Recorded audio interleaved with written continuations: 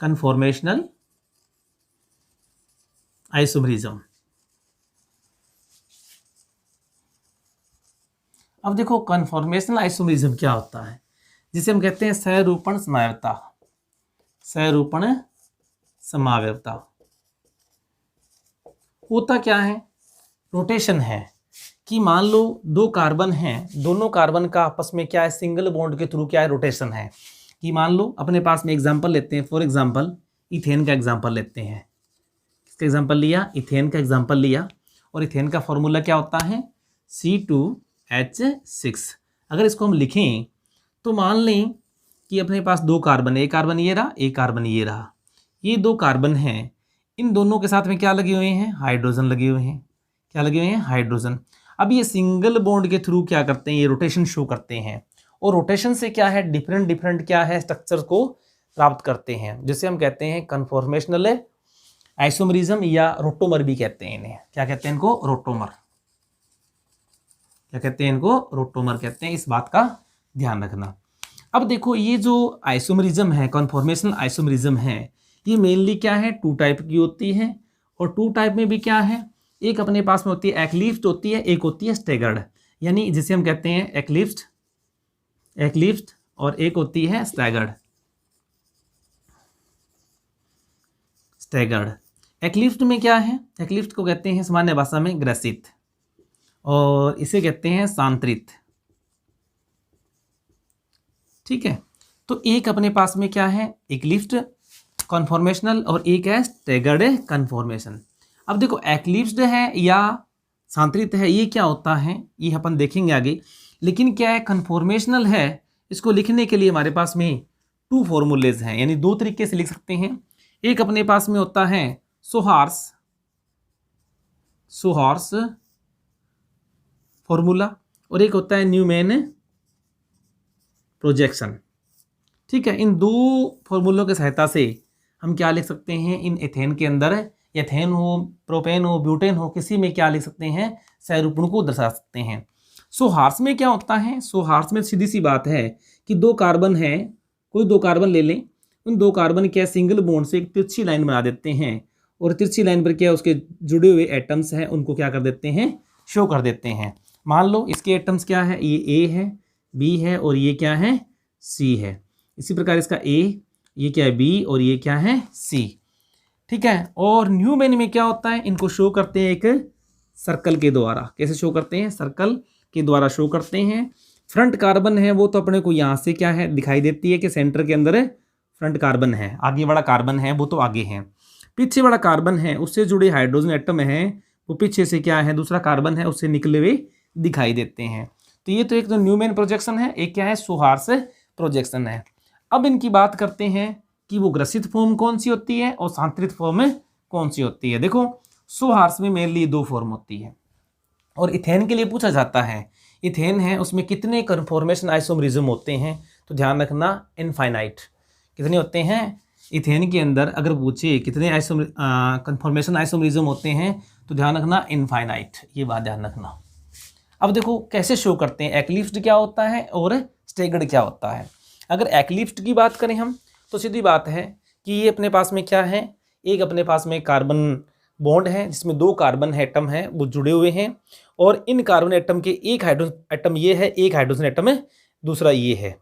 तो अगर ये हाइड्रोजन एटम और ये हाइड्रोजन एटम एक दूसरे के क्या आ जाए, जस्ट सामने आ जाएं और एक दूसरे को क्या कर दें, छिपा दें, तो इस प्रकार का प्रोजेक्शन होता है एक्लिप्स्ड। क्या होता है, एक्लिप्स्ड। अगर ये क्या हो, थोड़ा सा अलग हो, या हम कह दें इसके एक जस्ट अपोजिट हो, तो ये जो प्रोजेक्शन फॉर्म बनेगी वो होती है सांत्रित फॉर्म।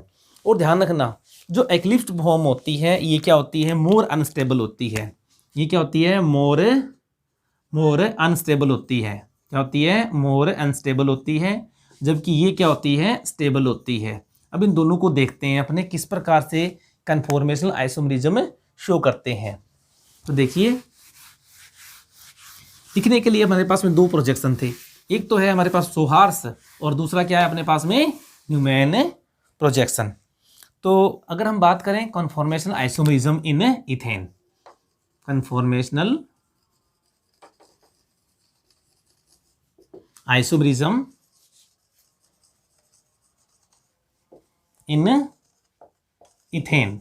इथेन के लिए बात करें तो इथेन का फार्मूला क्या है अपने पास में, CH3, यानी दो कार्बन हैं वो किससे जुड़े हुए हैं, सिंगल बॉन्ड के द्वारा जुड़े हुए हैं। ये दो कार्बन है, ये फर्स्ट कार्बन, ये सेकंड कार्बन, दोनों कार्बन किससे, सिंगल बॉन्ड से जुड़े हुए हैं। अगर हम सो हॉर्स के अनुसार देखें तो क्या लगाएंगे, एक तिरछी लाइन लगा लेंगे। एक अपने पास में क्या होगा, फर्स्ट जो इस कार्बन का, यानी ये मान लेते हैं फ्रंट कार्बन, ये फर्स्ट कार्बन है, ये क्या है, सेकंड कार्बन है। अब क्या है, जो फर्स्ट एटम है, हाइड्रोजन एटम है, वो क्या है, यहाँ जुड़ा हुआ है। इसका भी क्या है, फर्स्ट हाइड्रोजन एटम ये है। अगर हम बात करें दूसरा हाइड्रोजन एटम, और ये क्या है, तीसरा हाइड्रोजन एटम, इसका दूसरा हाइड्रोजन एटम, ये तीसरा हाइड्रोजन एटम। तो इसमें देखें, ये देखो, ये हाइड्रोजन एटम और ये हाइड्रोजन एटम, इसका ये हाइड्रोजन एटम और इसका ये हाइड्रोजन एटम, ठीक है। अब अगर ये क्या है, ये हाइड्रोजन एक दूसरे क्या है, सामने हो, ये देखो दूसरे सब क्या है, दूसरे के सामने, हमें देखने पर क्या है, दूसरा है वो इसके पीछे क्या है, छिपा हुआ दिखाई देता है। तो ये फॉर्म जो होती है वो क्या होती है, ग्रसित, या हम कहते हैं इसको एक्लिप्स्ड, ग्रसित या एक्लिप्स्ड। इसी प्रकार से अगर हम देखें दूसरी फॉर्म में देखें तो क्या है, तिरछी लाइन लगाते हैं, ये देखो कि पीछे दो कार्बन क्या है, अप साइड में, इसका क्या है, एक अप साइड में, दूसरे क्या है, नीचे के साइड में। ये देखो, ये हाइड्रोजन, ये हाइड्रोजन, ये हाइड्रोजन, ये हाइड्रोजन, ये हाइड्रोजन और इसका हाइड्रोजन, मान लेते हैं ए, बी और ये सी। इसका मान लेते हैं ये ए, बी और ये सी। तो ये हाइड्रोजन इन दोनों के बीच में क्या होगा, दिखाई देगा। ये हाइड्रोजन अब इन दोनों के बीच में दिखाई देगा। तो इस प्रकार से क्या होगा, इस रूप को कहते हैं हम, इस फॉर्म को कहते हैं क्या, सांत्रित। कौन सी फॉर्म होती है, सांत्रित। अब क्योंकि यहाँ पर एक एंगल की बात करते हैं, आगे आगे हम न्यूमैन को देखें तो न्यूमैन में क्या होता है, यहाँ एंगल बनता है, वो एंगल को देखते हैं, उस एंगल का नाम होता है डाइहेड्रल एंगल। तो न्यूमैन में बनाइए मिथेन का फॉर्म, दो फर्स्ट कार्बन है, आगे वाला कार्बन है, ये तो ये रहा, और पीछे वाला कार्बन है वो छुपा हुआ है।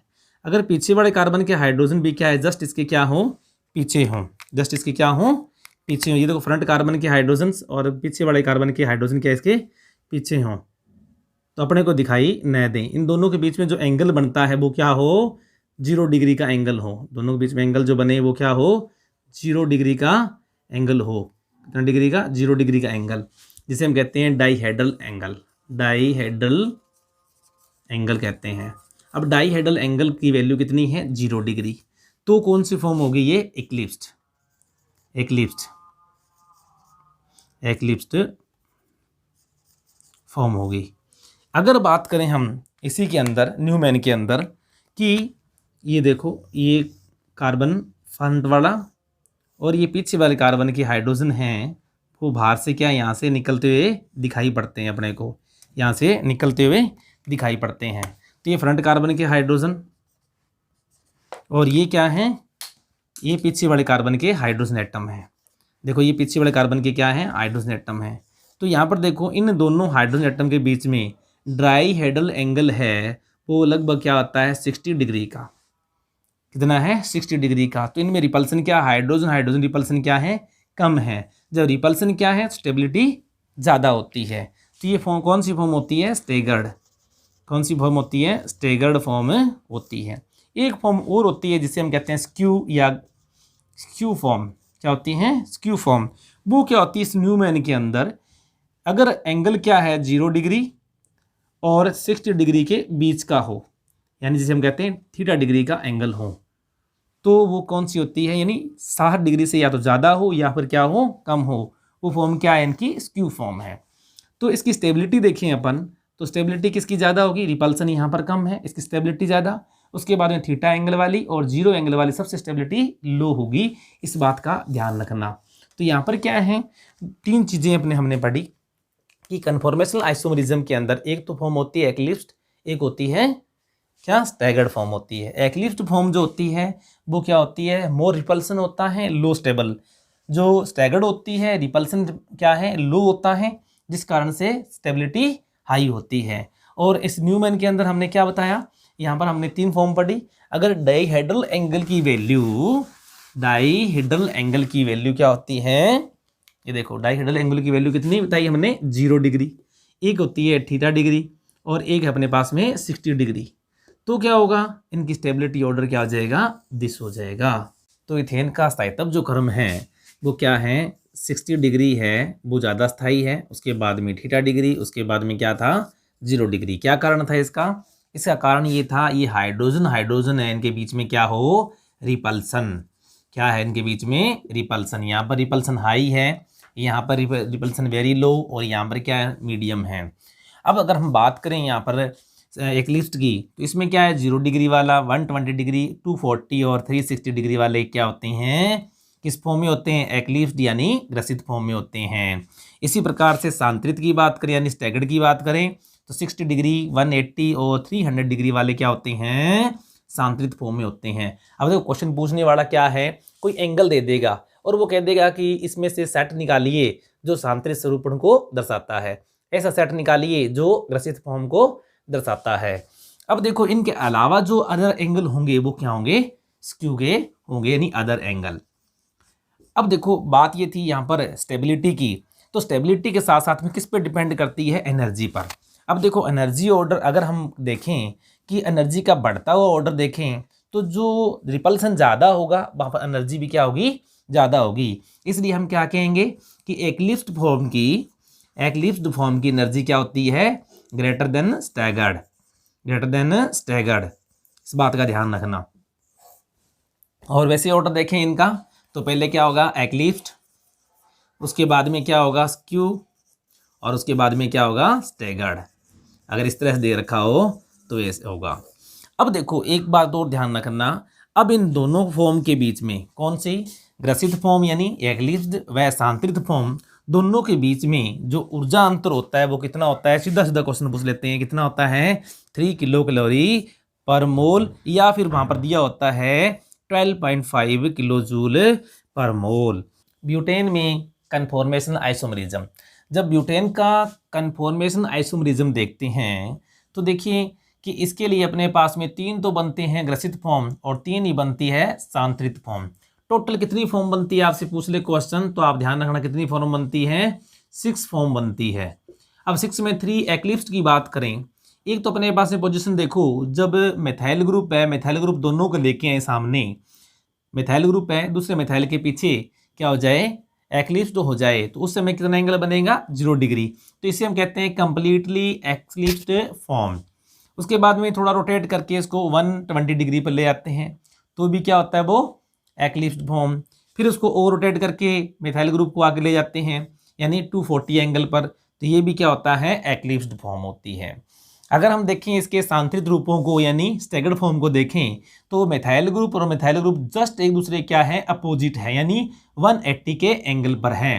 कितने एंगल पर है ये, 180 के एंगल पर है, इसलिए हम कहते हैं इसको पूर्णतः सांतरित या कंप्लीटली स्टैगर्ड। इसी प्रकार से अब इस मिथाइल ग्रुप को क्या रोटेट करते हैं, तो अगर हम इनके बीच में एंगल बने 60 डिग्री का, तो ये भी अपने पास में क्या है, फॉर्म तो सांतरित ही है, इसको हम स्क्यू भी कह सकते हैं, गॉस भी कह सकते हैं। इसी प्रकार से ये फॉर्म आ गई, इस फॉर्म में भी क्या है, ये एंगल कितना हो गया, 300 डिग्री।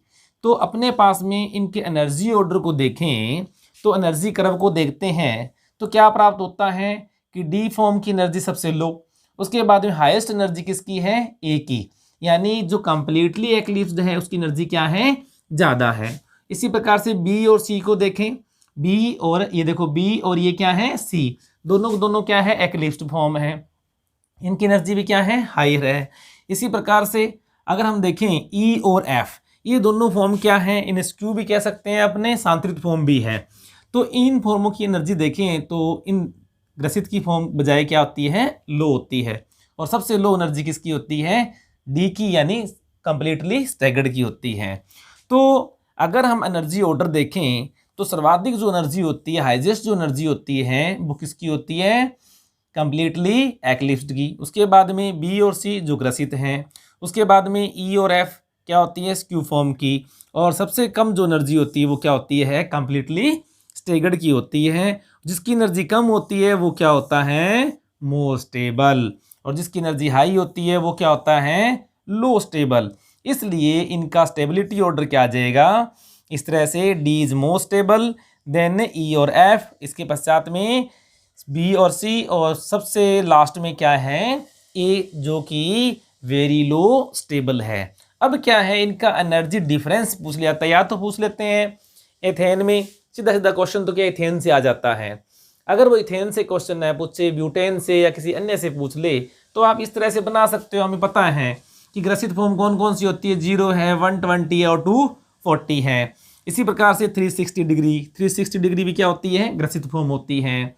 इसी प्रकार सांतरित की पूछें तो क्या है, 60 डिग्री और 300 डिग्री, 180 डिग्री, ये तीन क्या है, स्टेगर्ड फॉर्म है।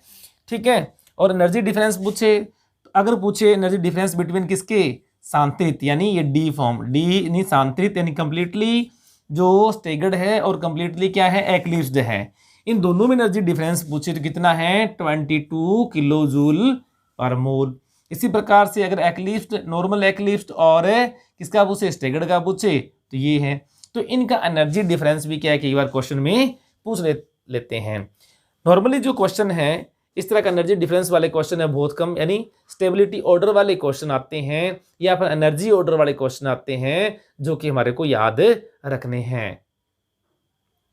तो ये था अपने पास में ब्यूटेन के अंदर है कन्फॉर्मेशन आइसोमरिज्म। हाँ, एक बात जरूर ध्यान रखना, कॉन्फॉर्मेशनल आइसोमरिज्म जो वर्ड है वो किसने दिया था, WN हावर्थ ने दिया था। किसने दिया था, WN हावर्थ ने दिया था। कब, 1929। ठीक है। तो ये क्वेश्चन भी क्या है, पूछा जा सकता है। तो देखो, कोई भी लैब असिस्टेंट के संबंध में कोई भी क्वेश्चन है, हम यहाँ पर सभी क्वेश्चनों के बारे में डिस्कस करेंगे। आप लगातार बने रहें मेरे साथ में, हम पूरा सिलेबस है वो यहाँ पर कंप्लीट करेंगे इसी एक ही प्लेटफॉर्म पर। Thank you.